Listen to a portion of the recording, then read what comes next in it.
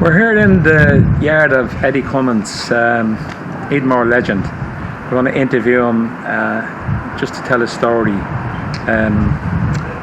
So as you can see around all the stuff that Eddie's involved with and always has been, he still has the same old customers from years ago. I certainly was one of them, my mother was one of them, and we have a certain loyalty, and Eddie always looked after the people in Edenmore and the surrounding areas where he's from, and we're going to be interviewing him to tell his own story, and we hope you listen, and if you're interested yourself, maybe drop us a personal message and we can get around and make some arrangement. It's really very easy talking. We don't want anybody to get into anything extra personal. It's just very simple stuff, as you'll see with the interview with Eddie. So if you're interested, give us a shout, and myself and Brendan will come. We'll make some arrangements either to go to you or you come to us, but we'll make it happen anyway. Leave it at that. Okay, thank you. Good afternoon. My name is George Finglas, and I'm moderator for the Edenmore legend, Eddie Cummins. Eddie's going to tell his story, and we're hoping this will encourage a lot of other people from Edenmore to do likewise. I have a series of questions here I'm going to go through with Eddie, and there's nothing, it's all friendly for it, believe me. So we'll kick off, Eddie. How are you? Fine, thanks very much for asking. Lovely to meet you. Going to start off and ask you the early years before Edenmore. Give us a little run into that, if you don't mind. As in where I was Well, born. maybe where you were born. Yeah, I was born in Lucan Street in 1950. Stayed there for 2 or 3 years. Then we moved to Ballyfermot. And then from Ballyfermot to Artan, Mass Crescent. We were there, I was there for a good few years. And then we moved to Edenmore in the late 60s.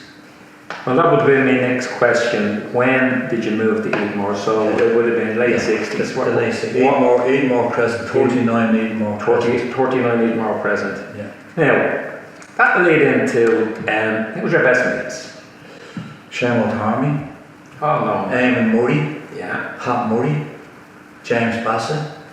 All them. Very good, very good. Your family and where you were placed. So, in other words, well, in then, the middle or? I'll be a little bit down the middle. Yeah, probably in the middle. Well, Dennis was the eldest, then Maura, then Stephen, and then myself. There were 14 of us. Oh, well, give us the others. So you were fourth down. Go on, say the names. It's a roll of honour, lovely. So Dennis, Stephen, Maura, and myself. Then I had Sean. Then Betty, Patricia, Catherine, Vincent, Paul, Philomena. So, and no telly. And no telly. Yeah. Anyway. Yeah. But my mother was deaf. Oh my God. My dad used to say to me, "Mother, will you go asleep or what?" Absolutely. Where did you live since Edenmore? After Edenmore, we moved to Kilmore Avenue. It's still in the family name, as in my sister Bessie's living there. Mother Valley passed away, and we moved from Kilmore Avenue, from Edenmore to Kilmore Avenue. And then we all got your own. We all got our own. My first home was in River Valley in Swords. Very good. 1975 or something. And that's somewhat typical of a lot of people. They shift out to the States and such. Yeah. So River Valley was although the States. we've children there now. Sure. Go ahead. But, and then from River Valley, then I got married in 76. Then I bought another premises in Rosemount Avenue, the shop. Eddie's News Agents in Rosemount Avenue. That was in 77. And then about 81. I bought the coal yard here in Donaghmede. Well, it wasn't a coal yard, it was an old cottage.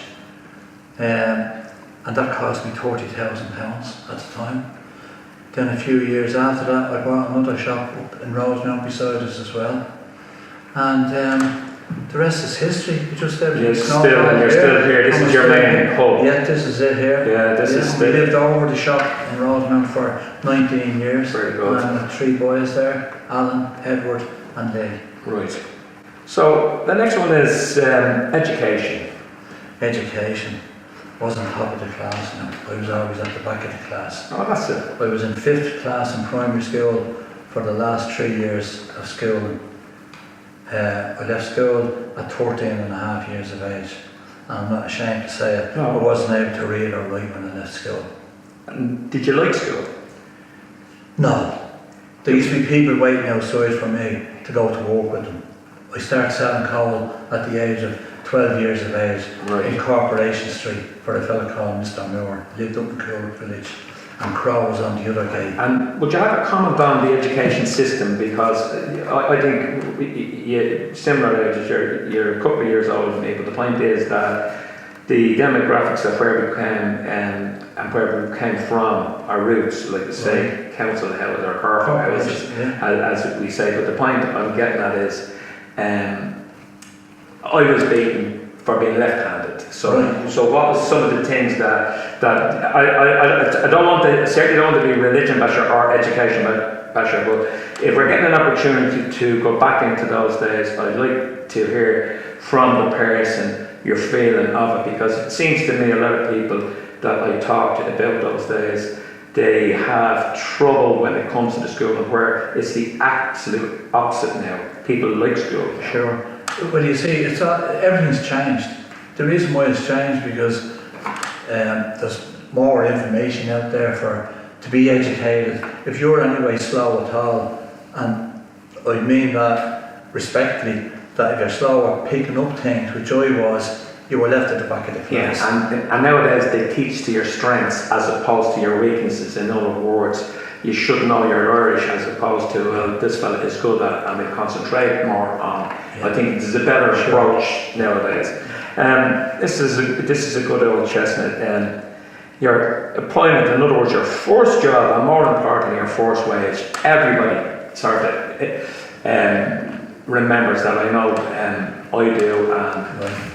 Well, my first real job was for Lipton's at the roundabout in Artane, where the AIB bank is now. That was Lipton's. Right. And I used to wave the days out the back of the shop. Do you know what your first wage was? First wage would have been 2 and 6 a week. 2 and 6? Yeah. And we used to weigh dried fruit upstairs, like raisins and currants. And right. You'd go into the bag with Lipton's names on them and all that. Right. If you wouldn't mind in sequence, if you can, where did you go after Lipton's? Just a couple of the jobs, not necessarily, and it doesn't matter about the time, but in other words, before you went to that. I didn't like Lipton's because the manager there was very cross. A fellow called Mr. Cox. And he's very, very cross. Shouted. So I went to my mother and thought, I'll get you a job in the Thrifty.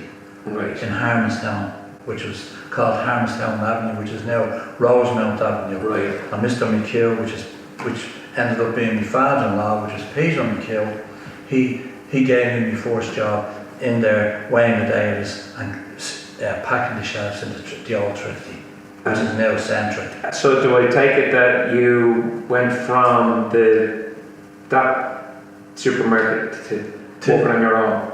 I left self-employed. No, we went. Next job. McHugh was opened up a shop down in Edenmore. Right. And I was transferred up there. Jerry was running Artane, and then Joe went up to, this is Joe McHugh, he went up to Edenmore and he wanted me to go up there, so I went up there and I done every dog's body's job. I drove the van, I used to deliver bottles of gas in the van. I went down to Lanes on Richmond Road, collecting all the groceries for them and bringing it back. You knew the people, which is important. You knew your customers. Sure, yeah. Because you came from the area, so therefore there was a trust pattern there, and you knew what you were dealing with. And then Christmas time, people used to pay so much every week into a club, and you got hampers, and it could have been your own mother and father or a hamper or whatever. Christmas, yeah. The next one is career path, but we've sort of answered it in the sense of it probably needs to be rolled into that other question, career path. But when I see somebody the like yourself, who I would consider an entrepreneur, in other words, you're not necessarily finished. In other words, that there's always something going on. I think the career path so far has been the employment and where we're at. Is that right?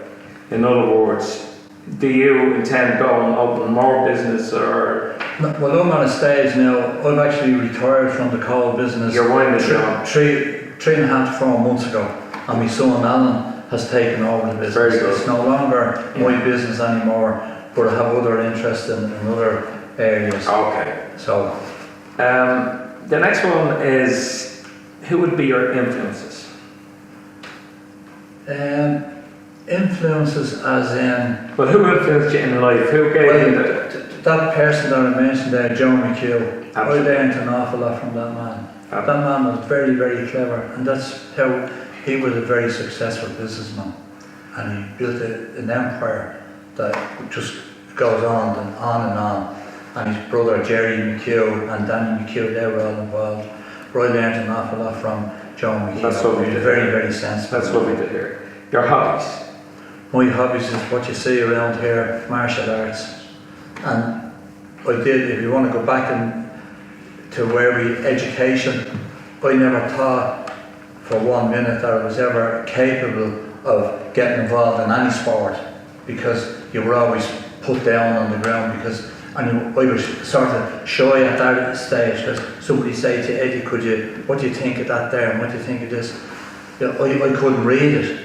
And I'd say, oh geez, that's great, sure, I wouldn't know what I'd be even looking at. Just to add to that, in your hobby achievements, so in other words, I just see an awful lot of awards around the walls here. Yeah. Well, I've achieved up as far as my 10th degree black belt in Kempo karate, which is the highest grade you can get, which is recognised as a Grand Master. And that was presented to me on the 9th, I think it was the 9th of November last year, in Crow Park in the Cusick Suite. Myself and another guy called Alan Corrigan, both of us got presented for our 10th degrees. And you can't beat that, Crow Park, you know, and me being a dog. So, that's that's a great shot. And I honestly thought I would never... Like a circle of life. Sure. Absolutely. Yeah. Lovely. And I honestly thought that I would never be capable of giving a class and giving speeches and seminars, and I can read a book with techniques in it every day of the week. Have you got a funny story?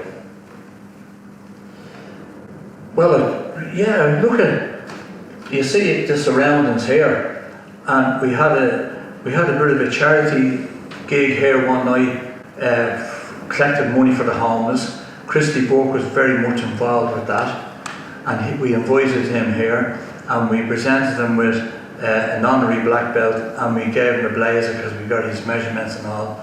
And when we were ready to present it to him, the blazer and the belt was handed to me. We had a certificate as well, and I said, now we're going to present Christy Brown with his black belt and his blazer. And everybody laughed. And Christy Brown's wore out. It was called loads of things, but it was never called Christy Brown. Very good, very good. To finish off, what was your nickname?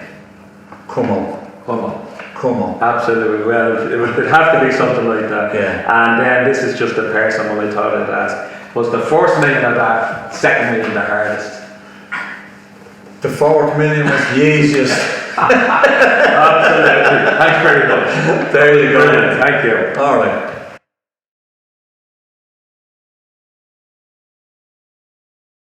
Eddie, if you had a magic wand, what would you do? Well, first of all, when my mother and father got married and had a family, Dublin City Council provided them with a house. And the same with your mother and father, and everyone else's mother and father in Dublin. I can't speak for the country, I'm sure the county council got them house down. And that's the way it still should be today. I have family members still on the housing list after 30 years waiting for a house and never moved out of Ireland. So you get everybody in Ireland. So I would give everybody a house in Ireland. If it's possible. Beautiful answer. Possible. No, I'm sure it is, Yeah. but it's a lovely answer. Fair Yeah. play. Now, something else that just took me in mind. Is there a story behind these prams? Them prams there, especially this one here, the Silver Cross, there was 5 of us reared on that. Dennis, Stephen, Maura, myself and Sean. And that stayed in the family home. And when I was 11 years of age, we used to go out collecting timber on old building sites up where Tato is then in around Cadbury's and all that. Bring the timber home, chop her up into little bundles of sticks, get a bicycle tube, cut the bicycle tube up into little rubbers, push the sticks through them, go around knocking at all the neighbours in around Mask Crescent, Mask Drive, and sell the bundle of six for an old penny, the big old penny. And that's how I became not famous, that's how I became involved in getting into business. I loved working for myself. Absolutely. And then when I bought the shop in Artane, them same people that I knocked at the door to buy bundles of six, they supported me. They're loyal to you. Yeah, and that's a lovely and they were story. great neighbours, and the same to neighbours up in Need more brilliant neighbours. Well, all good families, Eddie, they, in the sense of your own family, in other words, when did you get married? Your own children. Just give us a little. Got married in 1976. I couldn't afford a big wedding here, and I didn't want to put that pressure on my family or Nuala's family. So we got a few bob together. We put a deposit off a house in River Valley. Brilliant. We went over to Rome, got married in Rome, 1976. Stayed in Rome for a week, and then went to the Isle of Capri for another week. Came home and we turned the key in our hall door, and the rest is history. And we had three boys, Alan, Edward and Lee. And they were all reared up in Rosemount Avenue, lived over the shop. And then the rest is history. We live here in the home, the Wall Road now for the last 40 odd years. And Alan lives at the front. He lives in number 1 and I live in number 3. It's a brilliant story. Okay. Yeah, Eddie, just looking here at the family photographs. This your brothers? That's the two brothers, Sean and Brandon. And I take it that's your son, Alan. That's right. How long has Alan working here? Well, you're looking at that photograph there with his overalls on him. He was about 2 at that side. That was his first day here, and he's still here. Still here to this day. And that's him sucking an ice cream up in Artane and Rosemount. Excellent, yeah, very good. And then just to finish off, Alan, here, Eddie Rockets. I'm just looking at this here from the Irish Independent, the supplement, Ultimate Air supplement. Brilliant. Yeah. So, a lot more hair than them days. There you go. There you go. Yeah. Yeah. Dublin or County Council House cottage sells for £30,000. That's here where we are. And was that over the odds at the time? Oh yeah. And the interest rates was 14 or 15% at the time, and they went from 14 to up to 18%. I can well believe it. I remember them days. Yeah. And that one there. That was taken out there. That's over there where the gym is there now. The entrance going into the gym. Brilliant. The horse and cart. Yeah. My God. Huh? Grand, isn't it? Yeah, absolutely brilliant. So a bit of history. Yeah. A bit of history.